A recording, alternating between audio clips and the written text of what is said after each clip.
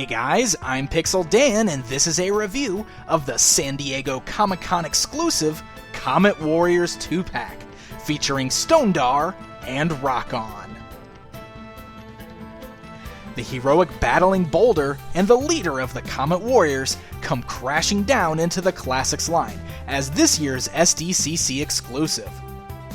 Being very unique figures from the vintage line, these may very well be prime examples for San Diego exclusive treatment, with all of those additional pieces that are required.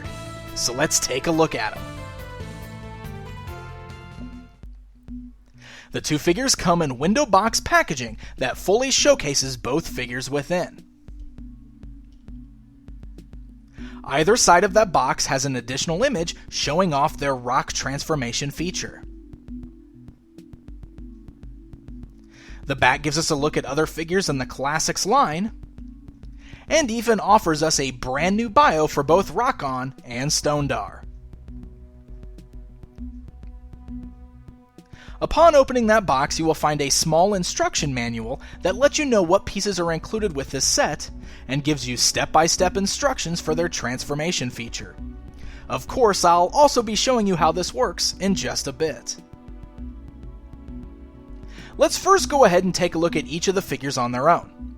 Very similar to the vintage action figures, you'll notice that both Rokkon and Stonedar have rock formations attached to their backs, their arms, and even their legs.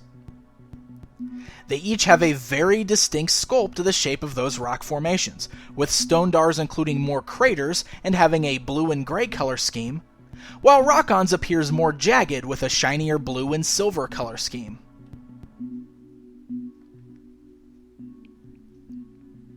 Each of their head sculpts are very unique. Rokkon has a bright silver face with a blue and purple helmet. Stonedar has a light blue face with a dark blue and gold helmet. Both face sculpts are really well done and have this very alien look to them. The rock formations on the back of their heads are part of the sculpts and therefore permanently attached. Now, aside from the rock formations seen on their arms and legs, the bodies still utilize the standard Masters of the Universe Classics buck, with all of those standard articulation points. Both feature a mixture of new and reused parts. You'll notice that both feature the same boots and arm pieces that we first saw used with Trapjaw, and have seen on many figures since, specifically a lot of the more alien-like characters. They do both feature new armor pieces, however, both with their own unique detailing, as well as new crotch pieces that we have not yet seen.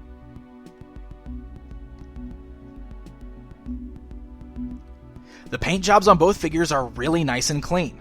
Rokkon features a very bright orange, purple, and silver color scheme that blends in very nicely with that silver and blue of his rock formations. Stonedar has a much darker color scheme, featuring mostly dark blue, red, and a nice shiny gold. Alright guys, let's go ahead and take a closer look at Stonedar and Rokkon.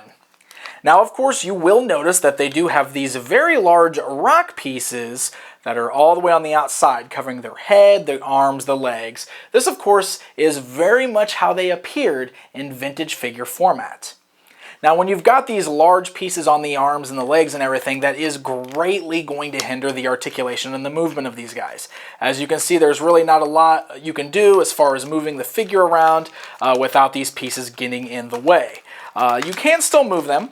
I mean, you can see the legs can still move pretty good. Of course, the head moves fantastic. It's able to still rotate left and right and everything. But the arms and everything do get kind of stiff with these pieces on there. But luckily, these pieces are removable, so you can actually pop those off, and these guys will articulate just like the standard Masters of the Universe Classics figures. It's very easy to do.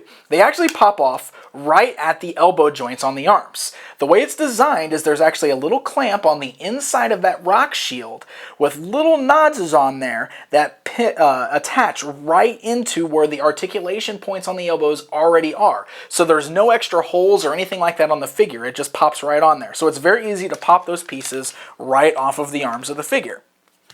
The legs work the exact same way. There are the same clamps on the bottom there that attach to where the articulation points are right at the knees. You can see those little red clamps on the inside there.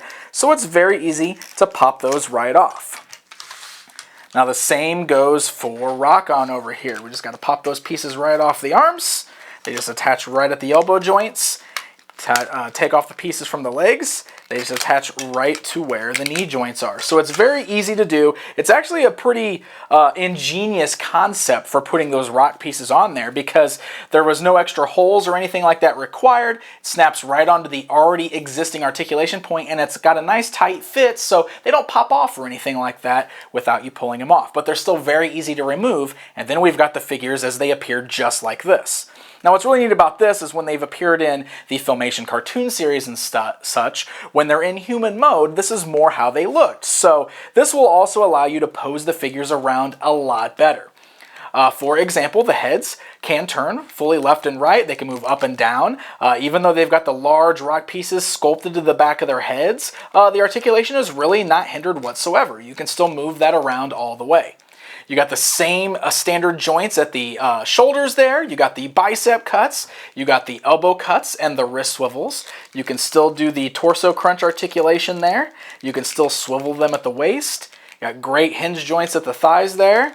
You can sit them down very nicely. Standard joints at the knees there. And then you've got the boot cut swivel and then the standard ankle joints. So once you remove those rock pieces, these guys pose just like any of your other Masters of the Universe Classics figures. Now you will notice that they do still have the rock formations on their back. They also have this little hinged part at the bottom that does move up and down. That way you can kind of move it up out of the way. It will allow the legs to move better. This also comes into factor later on when we do the actual rock transformation. Now the back piece is meant to stay on, but it is removable if you want to pop it off. Just kind of put a little pressure, and you can pop it right off. And as you can see, the way it attaches is there's a little knob on the inside, and it just plugs into a hole in the back. Now the back piece right here, that is actually an armor piece that is built over the regular Masters of the Universe Classics buck. So it's kind of that softer, kind of rubbery plastic that we've seen on the other Masters of the Universe armor pieces. And it's got that hole in the back for this. Now, this armor does appear to be glued on. It's not removable. You can see there's no little strappies or anything like that that allows me to pull them off. So you won't be able to pull that armor piece off. But it is worth noting that you can pop off those armor pieces if you want to, and they easily pop right back on just by plugging them back into socket there. Taking a look at the inside of those rock formation pieces, you can see that they even have unique sculpting and paint on the insides, featuring bright silver and gold colors and sculpted on wires. With those rock formations removed, you are now able to get many more poses out of the figures, and even get a better look at their armor designs underneath.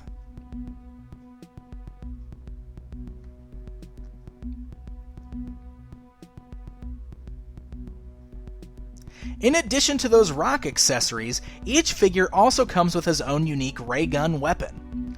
These guns feature a large dish at the front, and have the ability to be either held in their hands, or plugged into the armor on their chest. This is exactly how the weapons worked on the vintage figures, so I think it's really great that this feature was left intact. Alright, so now we want to turn these guys into their rock formations. Now if you remember the way the vintage action figures work, it was a very simple process where all you basically had to do was fold the figure down, and he just kind of turned into a rock that way. There are some extra steps included with the classics versions of the figures here, but in a sense, you can accomplish the exact same rock formation just like on the vintage figure. So let me show you how that works. First of all, both Rokkon and Stonedar come with these extra pieces. These don't attach to the figures when they're in their standard mode. These are just meant for transforming them into their rock formations. They're just these larger kind of roundish, half moon-shaped pieces of plastic there, but they are decoed just like the rest of the figure. So you can see they got the nice colors on the inside as well as the outside. And there's some little tabbies down at the bottom. So let me show you how this works. First of all, you will need to put all of the armor pieces back on the figure the way you had them before. So since I showed you how to take them off, let me show you how to pop them back on. Like I said, you just gotta adjust these clamps so that they all attach to the joint pieces there. And you will notice on the legs that you've got little tabs on the back there. In order to transform them into rock formation, you do want to make sure you attach both of those little clamps on there. And then you've got that little flap down at the bottom that you can kind of fold down there. And then we'll get our arm pieces attached here.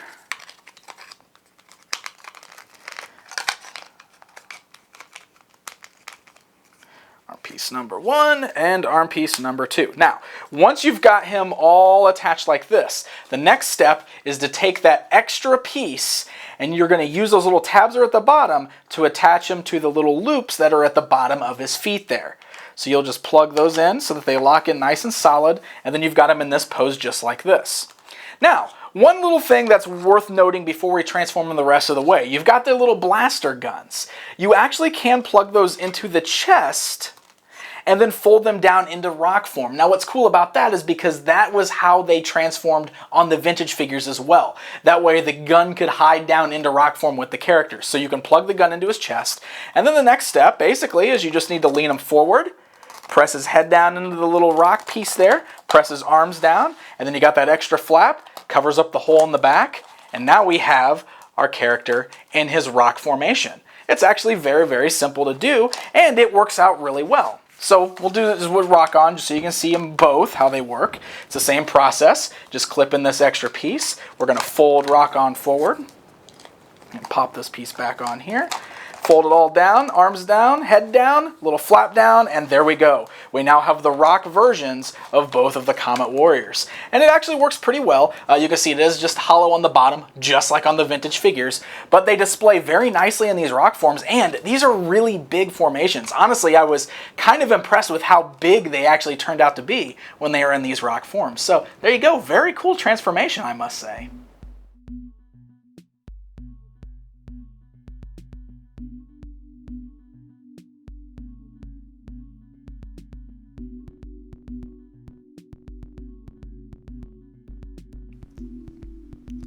Standing the rock forms next to other figures, you can see just how big they are. The rocks themselves are almost just as tall.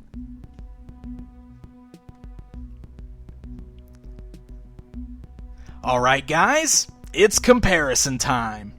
Here's the vintage Stonedar alongside the new Classics counterpart.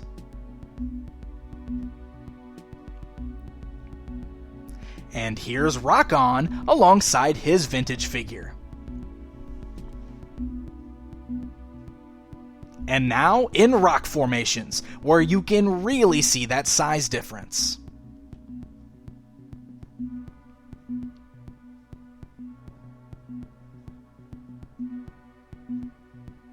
So there you go guys, a look at the brand new Masters of the Universe Classics Comet Warriors.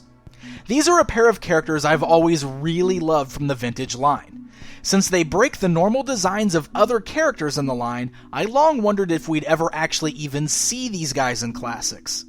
Needless to say, I'm ecstatic that we're actually getting them, and I'm quite happy with how they turned out.